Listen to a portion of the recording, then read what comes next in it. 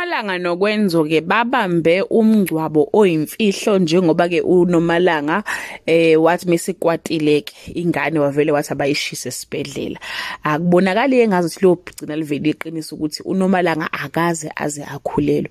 Bathi ke uPhetheni uzombona uNomalanga ke engasenangane esiswini esesho ukuthi izithombe engasekho pregnant kade bengatshelwanga ke njengomndeni amangala ukuthi hawu kanti uMakoti akasakhulelwe yini. Hello everyone, welcome back to Sunday Live Chat. Thank you so much guys for tuning in. I'm here to update you all for what's going to happen on Sibongile and the Dlaminis from the 19th to the 21st of August 2024 on Monday. Noma and Gcina agree to keep the bad news away from the Dlaminis and they get Kwenzo on board.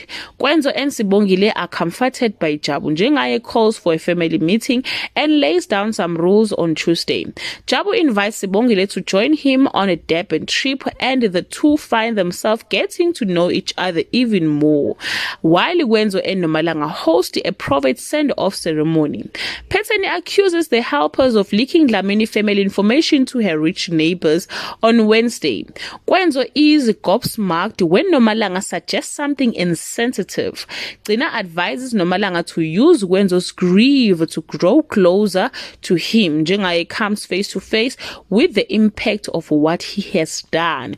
Well guys, that's all I have for today. You can leave your comment below and share your opinion. Bye.